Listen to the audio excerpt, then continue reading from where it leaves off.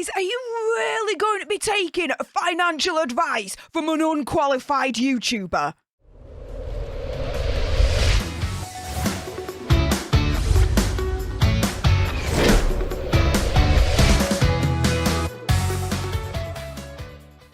Hey up everyone, it's me, Stef The Alter Nerd, your nerdy alternative, and welcome to another dose of the Daily Nerd, where I break down the news and pop culture stories of the day that's pretty much got me eye. And oh my goodness, legitimate question here. Did Logan Paul scam you lot out there to the tune of millions of dollars? We've got a big major YouTuber, Coffeezilla, who is allegedly exposing Logan Paul and this Cryptozoo fraud. Now, I'm going to explain in a moment why this should concern every single one of you guys out there.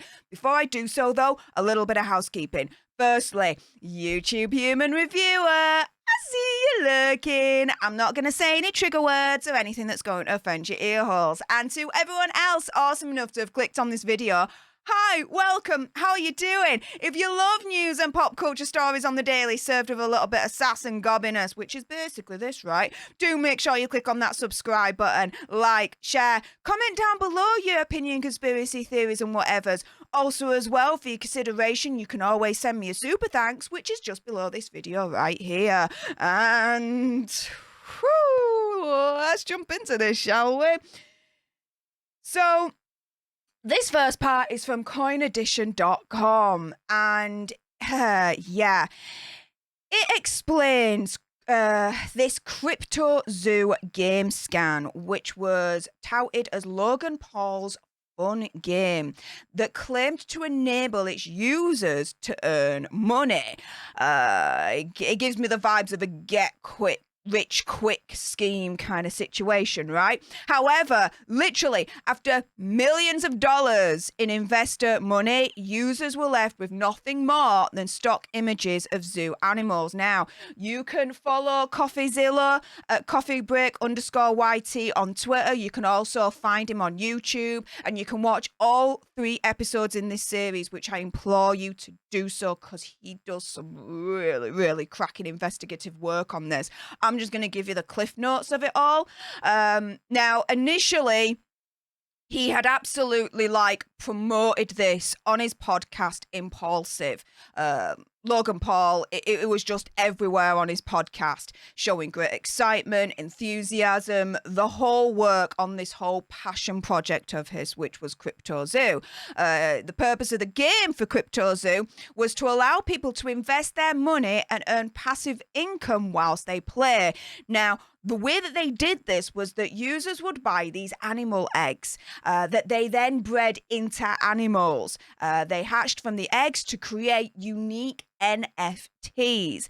The problem, though, came about after people invested millions and they were unable to cash out the earnings. So, guys, in other words, they pour millions and millions and millions of dollars into this game, right? They get these eggs, they nurture them, they hatch them, they become these animals, these NFTs, right? And they can't cash out. So what they're left with is basically PNGs, GIFs, a picture that's useless, that's worthless, that's literally nothing. Do you know, right? Now, I'm going to get on to shortly why this should really concern every single one of you guys out there. But let's explain a little bit more about this situation.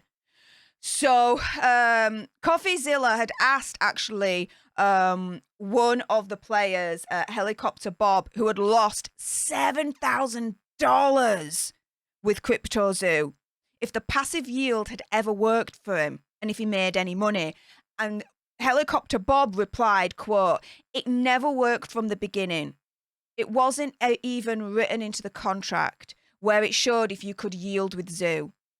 But there was no way to claim your yield, to claim your money. There never was." Now, Coffeezilla investigated the whole thing. And again, I implore you, I'll put the links in the description bar below to all 3 videos in this series. He did some cracking work on this. He investigated it all, really, inside and out. Proper top job. He revealed that at one point, Logan blamed the developer of the game for its failure. He claimed that the developer created a code and then ran off with it to Switzerland and wouldn't return it unless the YouTuber paid him $1 million. But Coffeezilla interviewed Cryptozoo's developer, and they turned around and said that Logan Paul never paid the developers team, which is why they then stopped working on the project. You know, you don't pay them, they ain't gonna work. Do you know what I mean? It's just basic economics, right? Don't pay the workers don't work. Simple as, right? You'd think. Moreover, Logan Paul has come under fire for using Adobe stock images and photoshopping them into quote-unquote art as part of his Cryptozoo NFT project, despite Logan Paul and his team's claims that they are handmade art. Due to Logan Paul's influence, people spent millions of dollars on this game and in turn lost millions. Guys, again, I'm going to go on to shortly why this should concern every single one of you and why you should be scared right now in your boots with what's going on right now. The crypto analyst said people bought $2.5 million worth of eggs just on the first day alone, and the game wasn't even launched yet at that point. Logan Paul's manager, Jeffrey Levin, said no comment when Coffeezilla tried to reach out to them. Both Levin and Paul refused to present any evidence or give feedback on the issues with Cryptozoo. Moreover, Coffeezilla revealed that he was blocked by Logan Paul on social media. However, more recently, Logan Paul has apparently invited Coffeezilla onto his podcast, Impulsive. But we'll watch this space and see what happens there, right? Now, this is the thing, right? You've literally got a YouTuber with a lot of influence that is turning around and promoting this game that has financial risks.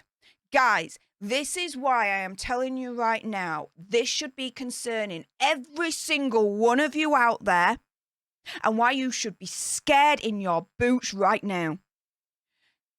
You have people that are listening to YouTubers such as Logan Paul, who, to my knowledge, has no financial background, no legitimate, trained, authorized financial background to be able to be giving you any kind of legitimate financial advice for anyone to be following in the first place.